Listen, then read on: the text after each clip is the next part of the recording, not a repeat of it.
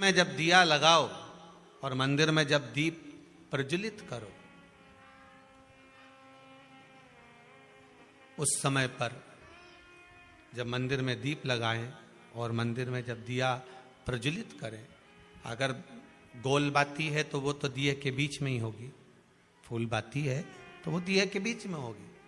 और मान लो अगर लंबी बाती लेकर गए हो, लंबी बाती को लेकर पहुंचे हो, तो अगर दीप लगा रहे हो, कामना रखकर लगा रहे हो कि मेरी ये कामना है, तो वो दीप का बाती का मुख अपनी ओर रखना, पर कोई कामना नहीं।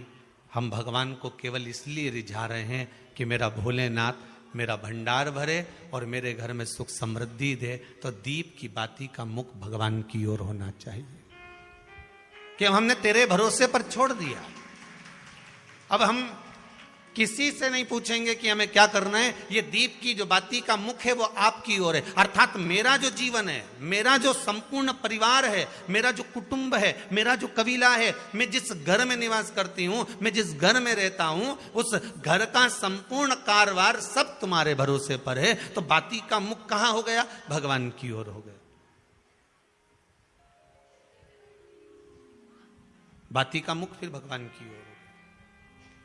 पर ज्यादातर लोग दिया जो लगाते हैं ना, वो अपनी ओर बाती करके ही लगाते हैं। मतलब इनकी कामना चलती ही रहती है 24 घंटे। कुछ कुछ कामनाएं इनकी जागरूक रहती है, इनकी कामनाएं निरंतर रहती है। पर उस बाती में जब आप अपना संपूर्ण परिवार, संपूर्ण अपने परिवार का दुकान हो, धंधा हो, व्यापार हो, व्यवसाय हो, चाहे आप जितना भी कार्य कर रहे हो, फैक्ट्रियां चला रहे हो, वो सब अपने भगवान के भरोसे पर दे दिया, भगवान की ओर दे दिया। तो इसका मतलब ये नहीं है कि बाती का मुख भगवान की ओर हो तो तुम भगवान के बिल्कुल करीब में बाती का मुख कर लगा दो और भगवान को मालूम पड़े चोट लग जाए, ऐसा भी नहीं।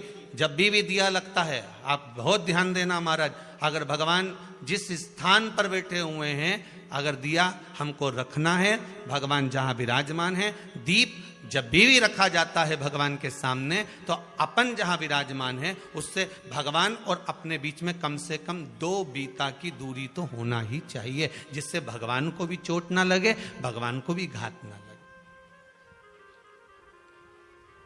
तुलसी महारानी को जो दिया लगाया जाता है वो तुलसा महारानी से दूर लगाना चाहिए। तुलसी के क्यारे में दीप लगाने का प्रमाण नहीं है कि तुम तुलसी के क्यारे के अंदर दिया लगाओ।